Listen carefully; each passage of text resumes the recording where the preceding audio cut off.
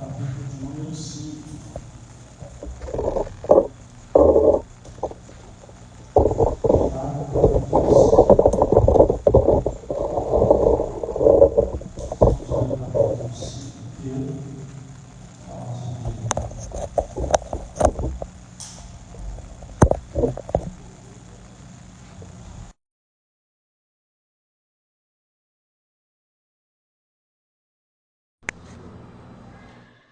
Vamos fazer a leitura então? Tiago 5 diz assim: Ouçam agora vocês, ricos, chorem e lamentem-se por causa das desgraças que virão sobre vocês.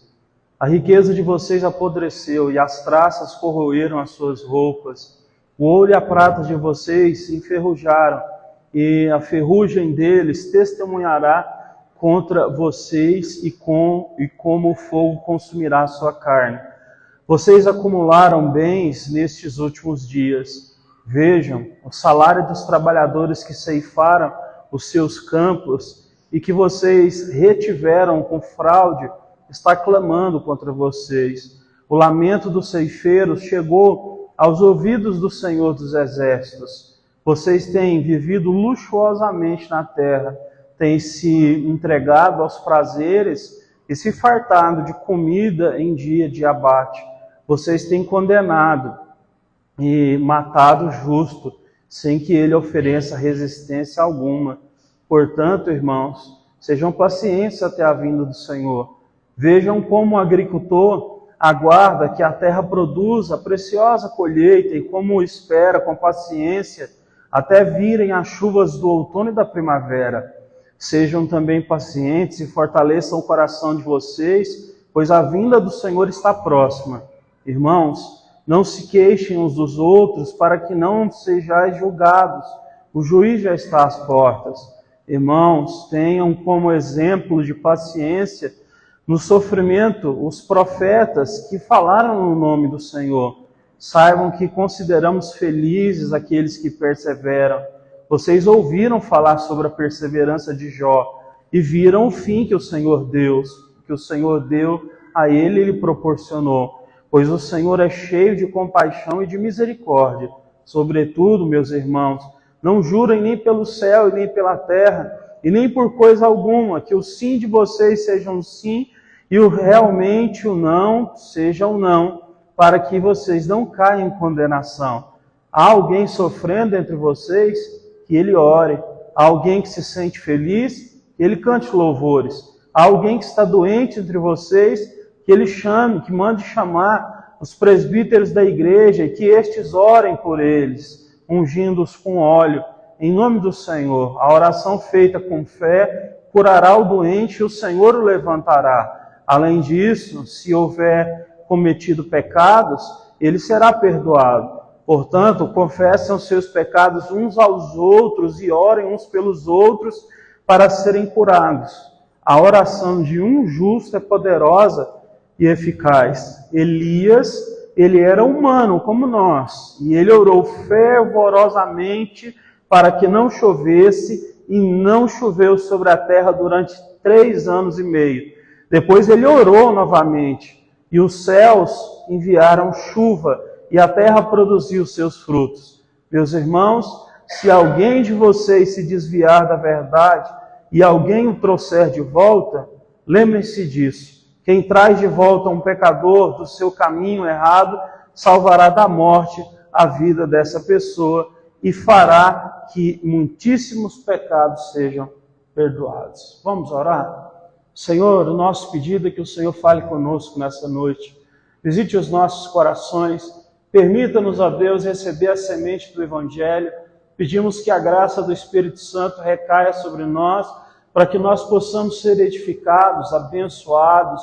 Tudo que tentava tampar a nossa visão, escurecer o nosso coração, e nesse dia caia por terra, que fique diante do Senhor, que o Senhor tire de nós o peso, a sobrecarga, e nos ajude a entender que o caminho da sua palavra e do Evangelho é um caminho de vida, um caminho de bênção, é o único caminho de fato que vai trazer, ó Deus, luz, claridade, para que a gente possa continuar seguindo adiante. Só o Senhor é Deus, não há outro a não ser o Senhor. Como disse o nosso Senhor Jesus Cristo, Ele é o caminho, a verdade e a vida, e é em nome de Jesus que nós estamos aqui.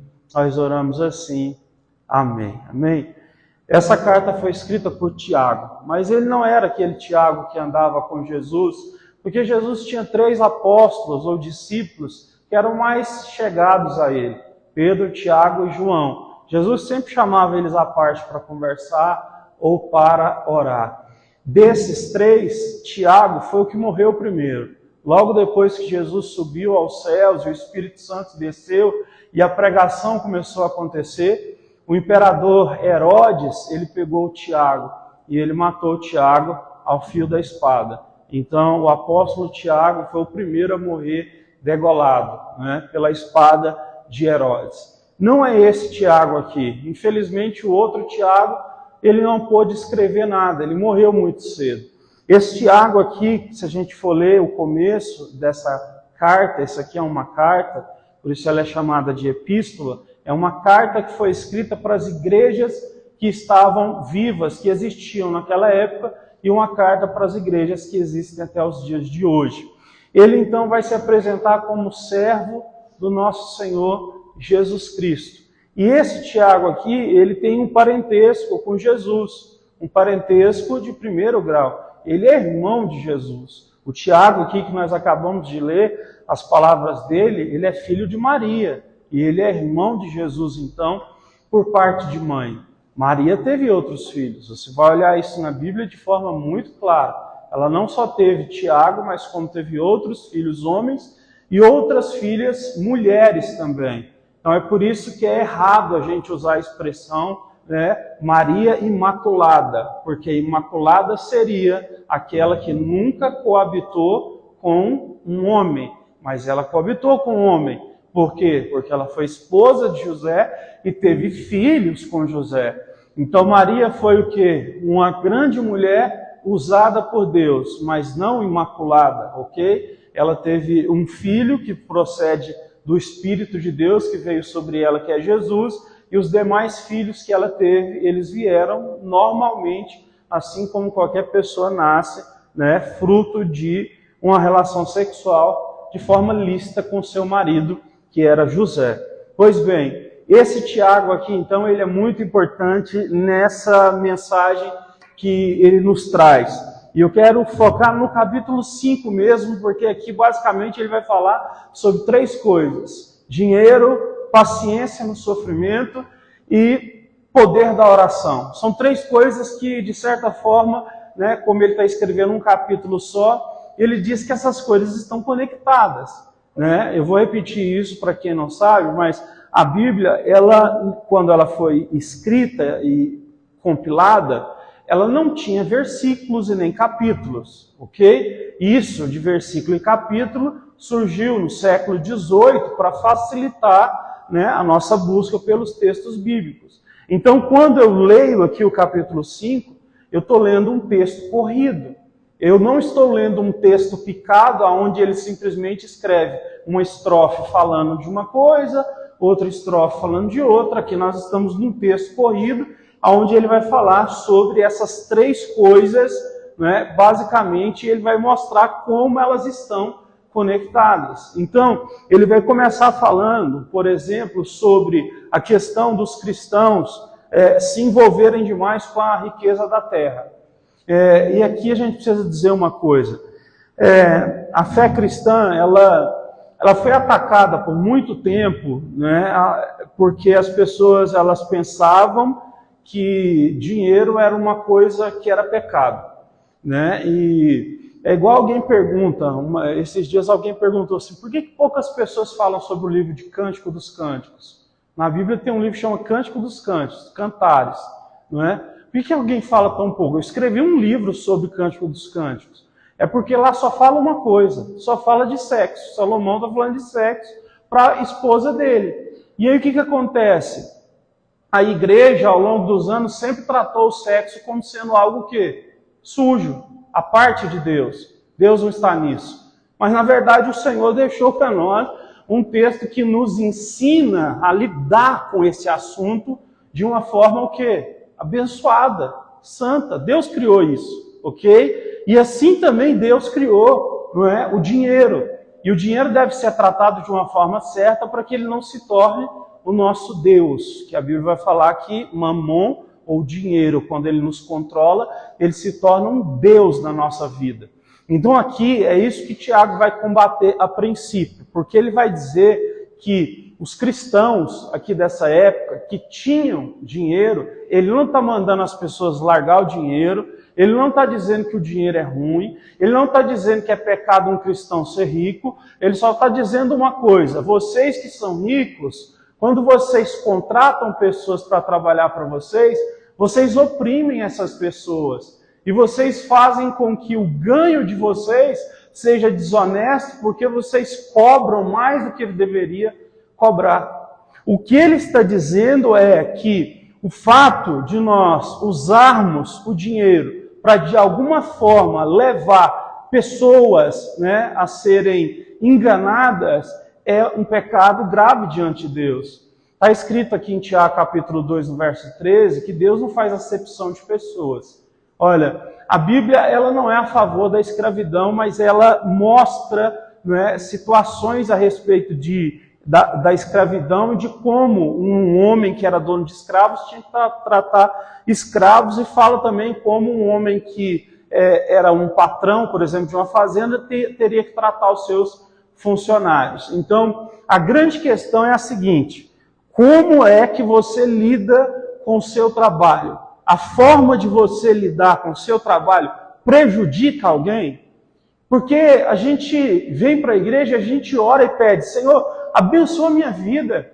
Senhor, eu preciso tanto que o Senhor me abençoe, já tem tantos anos que eu não consigo pagar isso, quitar aquilo, fazer as coisas acontecer. Já tem tantos anos que eu estou casado, não consegui dar entrada numa casa para minha família. A gente tem muita coisa, certo, que a gente pede a Deus com relação a questões financeiras. E a pergunta é: tem algum problema em pedir a Deus prosperidade? Não tem problema nenhum.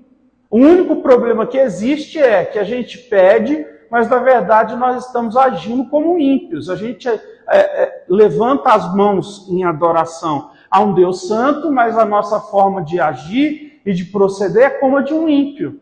Porque o nosso trabalho tem sido usado de forma errada, ou nós temos trabalhado de forma errada, certo? O trabalho é uma coisa boa, foi criada por Deus. Até o fato de você olhar para o trabalho como sendo uma coisa ruim, mostra que você ainda não entendeu o que realmente é o trabalho. O trabalho é uma forma que Deus nos dá de servir as outras pessoas.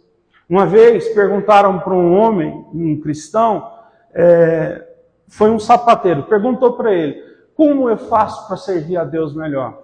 Esse cristão respondeu assim para ele: você não precisa ir começar a pregar na igreja, você não precisa fazer nada disso, não precisa doar todo o seu dinheiro para a igreja, nada disso. Vá para a sapataria, faça bons sapatos e venda por um preço justo. Você vai estar cumprindo o papel de um cristão. É isso que a gente precisa fazer. A gente precisa entender que o nosso trabalho é um serviço que a gente presta a alguém. E a Bíblia manda a gente amar o próximo.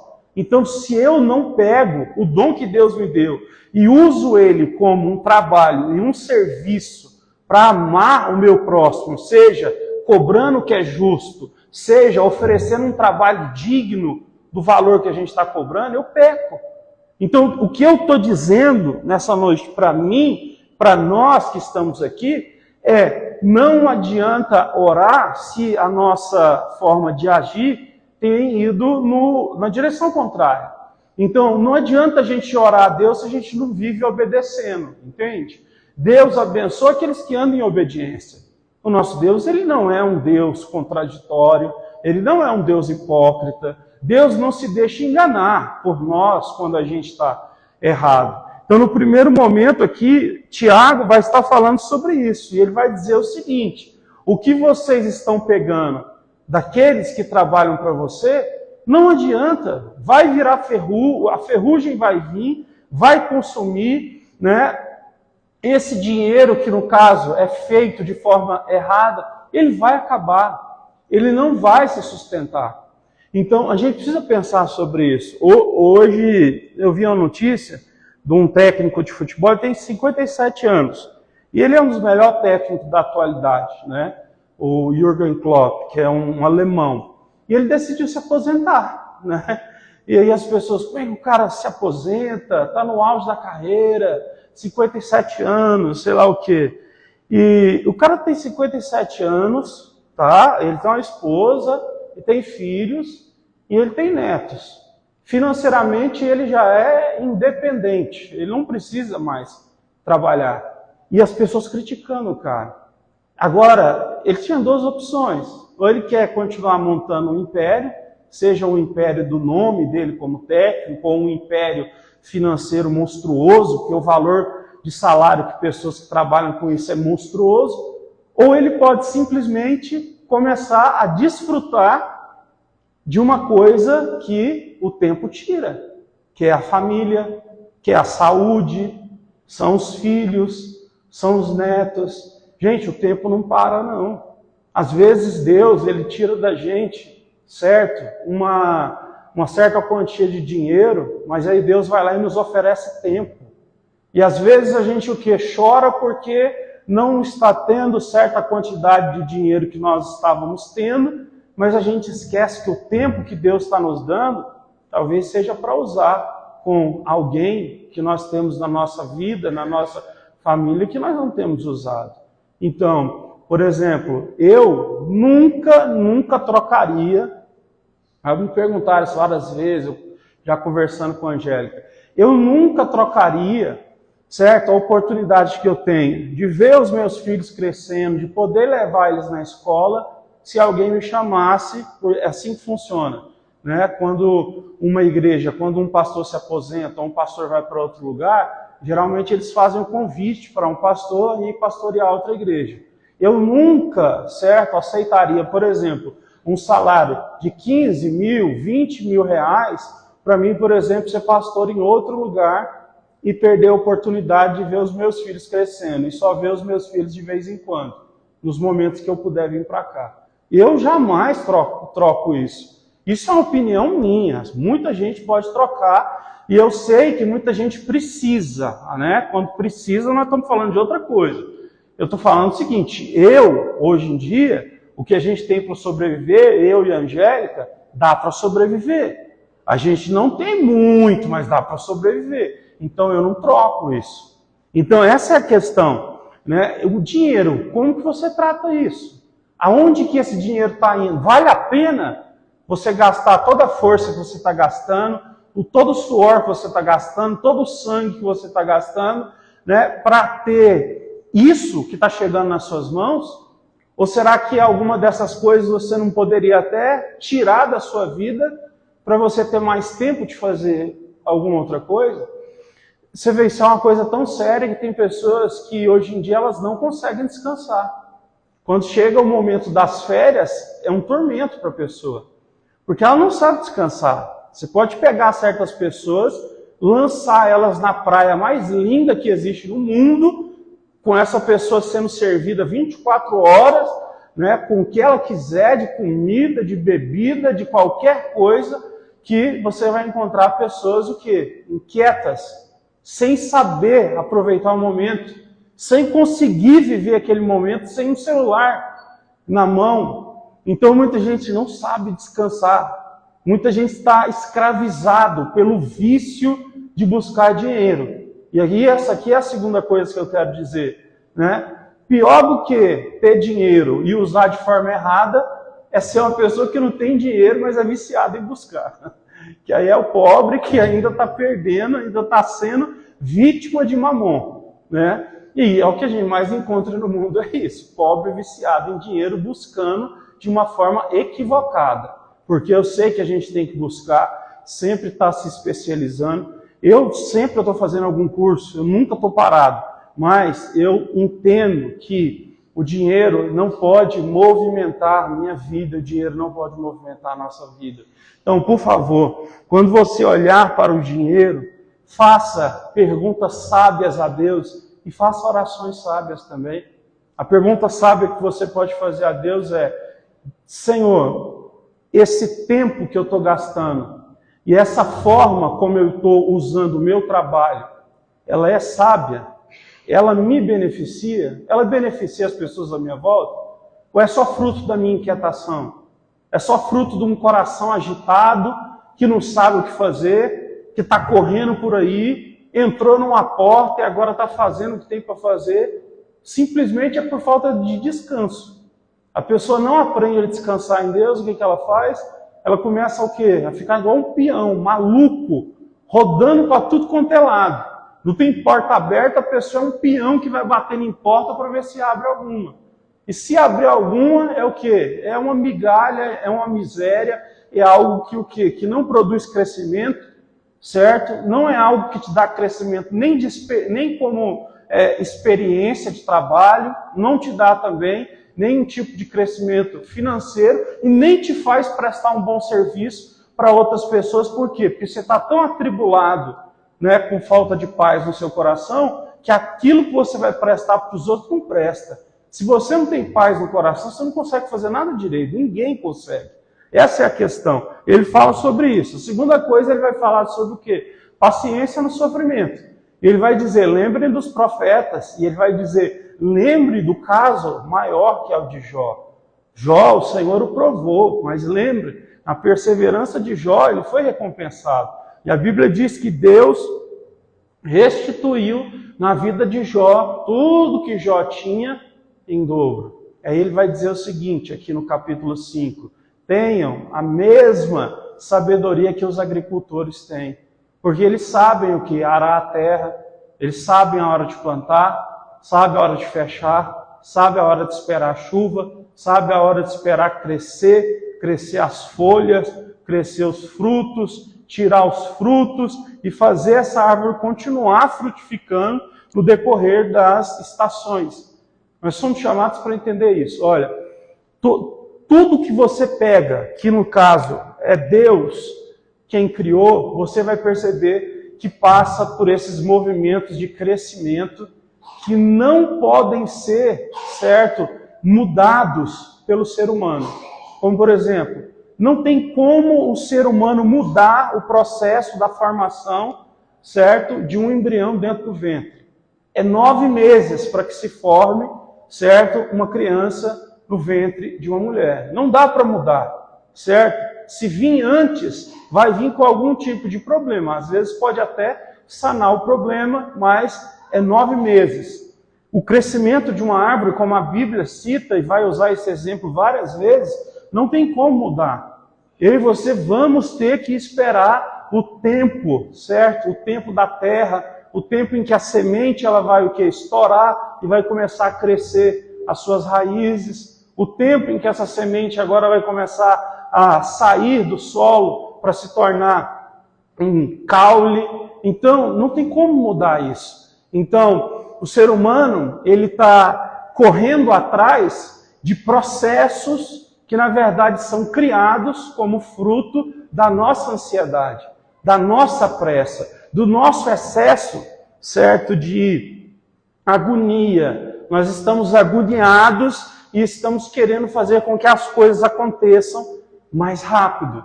E é por isso, então, que as pessoas, elas não, conseguem acessar a bênção de Deus de uma forma madura.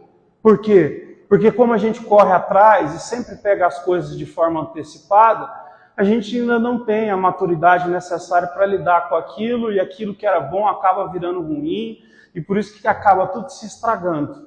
Então, por favor, entenda isso. Quando Deus te manda esperar, e você está passando por algum tipo de sofrimento enquanto espera, entenda, Deus está amadurecendo você.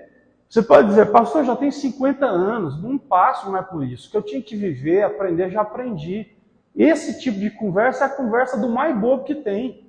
O mais bobo que tem é o que acha que já aprendeu tudo, que não tem mais nenhuma lição para aprender. A verdade é, tudo que Deus não te deu ainda é porque Ele sabe que você não precisa nesse momento, e Ele sabe também que você não está preparado para isso agora. Ele sabe, senão Ele tinha dado. Deus, Ele não é sádico. Deus, Ele não nos odeia. O Senhor não quer o nosso mal. Então por que ele fica nos torturando? Alguns perguntam. É porque você e eu chamamos isso de tortura. Deus chama de espera. A gente precisa aprender a sentar e esperar. Mas nós estamos chamando Deus de torturador, porque nós queremos que as coisas aconteçam fora da hora. A gente está acostumado a dizer isso, né? As coisas que crescem rápido demais, elas também morrem muito rápido. Então a gente precisa tomar muito cuidado com isso, não é? Então, calme, certo? Pare de pisar tão forte no acelerador. Espere no Senhor. Espere no Senhor, como o Tiago aqui está dizendo para nós. No último ponto, então, ele vai dizer, depois dele falar, então, sobre essa questão da paciência no sofrimento, e ele vai dizer, o perseverante conquista. Capítulo 1, dá para... Demetrio, consegue colocar o capítulo 1? Olha o que Tiago vai falar aí no capítulo 1, no versículo de número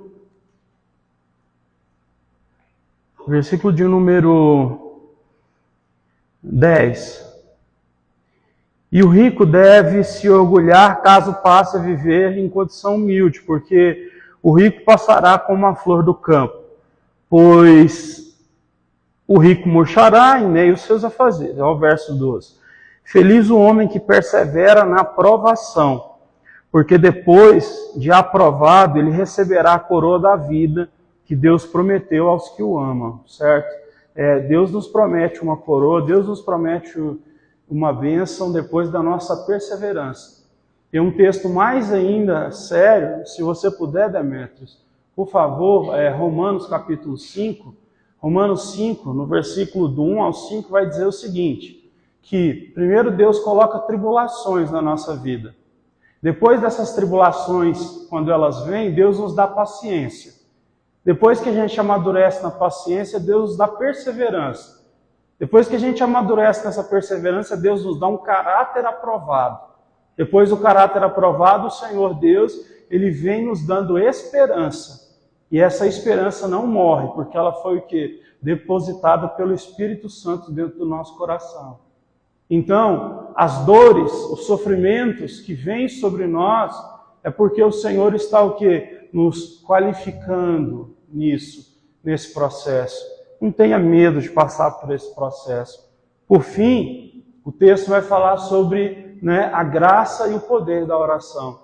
A gente pensa que não tem, mas o texto sagrado vai dizer o seguinte, vocês lembram de Elias, um profeta de fé, que fez uma oração para o céu fechar, e o céu fechou.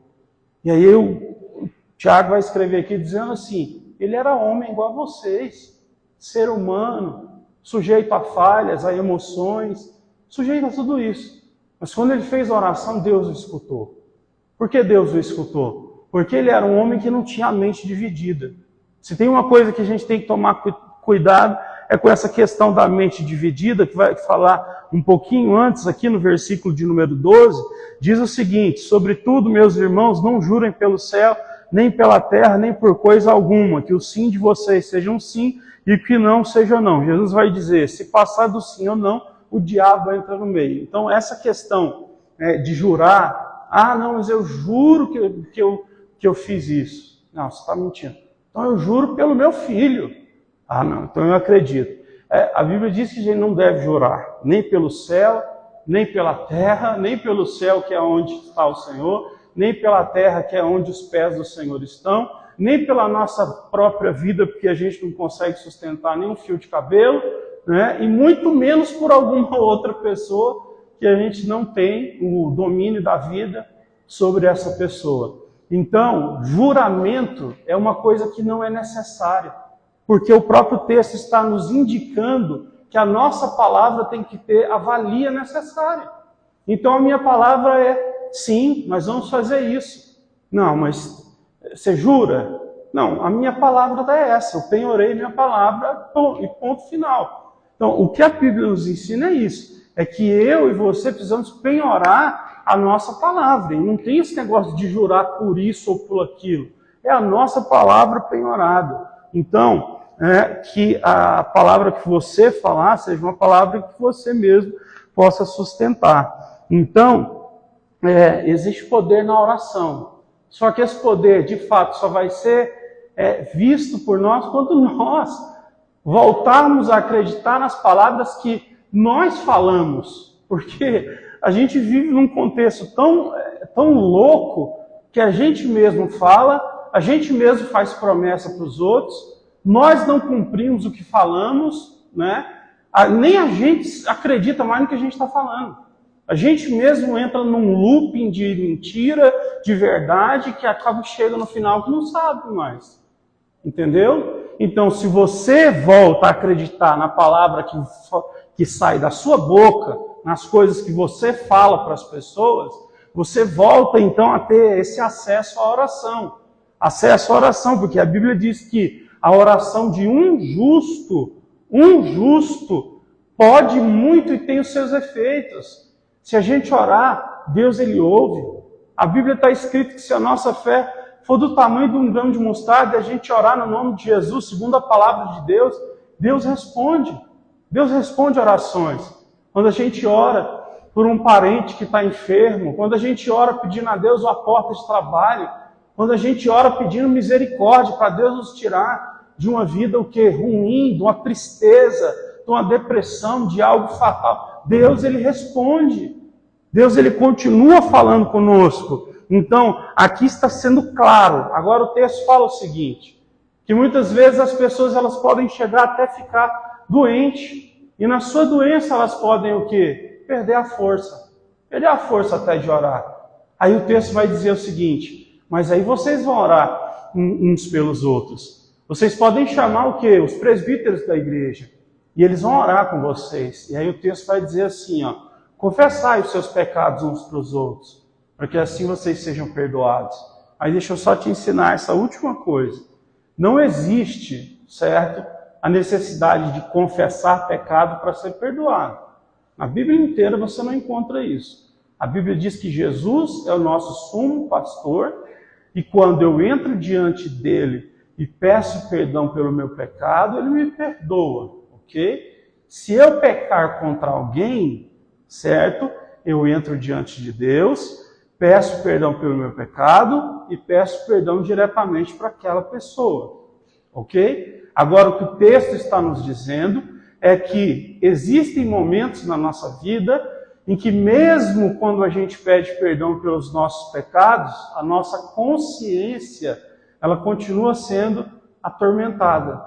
E nesse momento, uma pessoa que está doente, ela pode inclusive começar a pensar que o fato da sua doença ou da sua dificuldade é fruto desse pecado, que o quê? Que parece que não foi perdoado. Então o texto vai dizer, chame um irmão da fé, uma pessoa que seja madura, e que vocês então possam orar juntos, e certamente Deus os ouvirá. Então, o que eu quero que a gente faça, nesse momento que a gente vai se levantar para orar, é pedir a Deus para que Ele responda as nossas orações. Porque é inadmissível, gente. A gente não é ou não é filho de Deus? A gente está brincando de ser cristão ou não está? Porque assim, eu não estou. Sabe? A gente está aqui fazendo o quê? A gente está aqui fazendo uma coisa muito séria. Falar de Deus, falar das Escrituras, falar do que as Escrituras dizem, é uma coisa seríssima. Não é brincadeira nenhuma isso aqui. Então, a gente precisa, certo, se conectar com o nosso Deus, que é todo-poderoso. Então a gente precisa levantar aqui agora e pedir, Senhor, atende a minha oração. O Senhor conhece a minha situação, a minha causa aqui. E dizer, Senhor, através dessa pregação eu entendi que tem alguma coisa errada comigo e é nesse ponto aqui, muda a minha vida. Tem misericórdia, eu quero parar de perder tempo, perder saúde, perder dinheiro, perder energia, eu quero parar com isso. E eu sei que o Senhor me ouve. Coloca a minha vida numa estrada que seja limpa de pedras, de espinhos, porque eu estou cansado de viver como um louco, como um peão, estou cansado de ficar correndo na direção errada. Eu preciso andar no caminho da bênção. Me ajuda. É essa oração que a gente tem que fazer. Vamos pedir a Deus que Ele possa, então, nos fortalecer nisso? Você pode se colocar de pé para a gente orar?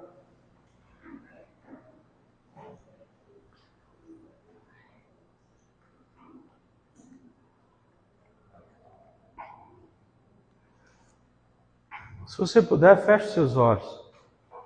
Nós não estamos brincando de falar de Jesus. A nossa vida está nas mãos dele.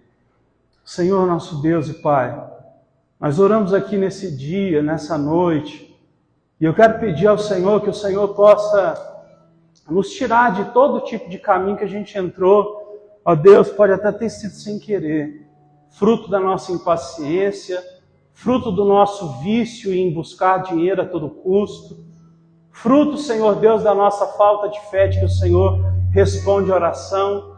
Quantas vezes a gente, em vez de orar, a gente já sai fazendo logo, querendo que a coisa dê certo. Sua palavra diz que a gente tem que orar primeiro, antes de qualquer coisa. Nos ajude a consagrar os nossos caminhos ao Senhor. Nós queremos apresentar a nossa vida por completo a Ti. Por favor, Senhor, responde-nos. Atende aquela oração que temos feito a Ti. Em particular, o Senhor conhece as nossas lágrimas. O Senhor conhece o nosso soluço. O Senhor conhece as dores do nosso coração. O Senhor conhece a nossa família. O Senhor conhece o nosso trabalho. O Senhor sabe quando o nosso trabalho não está sendo valorizado e como a gente se sente triste quando a gente tem um talento e um dom que parece que não está sendo usufruído. O Senhor, ó Deus, conhece o nosso coração e sabe como nós queremos amar mais. Mesmo quando as pessoas colocam barreiras e pedras no caminho, nós sabemos de uma coisa: o Senhor arranca os corações de pedra e coloca coração de carne. Por favor, Jesus, atende a nossa oração. O Senhor sabe o nosso desejo de abençoar a nossa família, mas às vezes falta um emprego mais estável. Às vezes falta, Senhor Deus, nós organizarmos as outras áreas da nossa vida para a gente conseguir alcançar aquilo que tem sido buscado há tantos dias, tantos anos, há tanto tempo. Senhor Jesus, grande é o Senhor, nada é impossível para Ti. Por favor, abençoa nós que estamos aqui. Perdoa, Pai, se existe algum tipo de erro na nossa forma de lidar com o trabalho, com o dinheiro, com outras pessoas. Nos ajude a Te amar e a amar o próximo, fazendo aquilo que o Senhor nos deu como talento. Obrigado por esse momento de oração. Assim como o Senhor respondeu, a oração de Elias responde no Senhor, porque nós somos seres humanos sujeitos a falhas, mas o Senhor é aquele que perdoa o nosso pecado. Obrigado, Senhor, por nos perdoar. Obrigado por nos ajudar. Aceita o nosso louvor nesse momento e enche o nosso coração de fé, de graça, de unção, no nome de Jesus.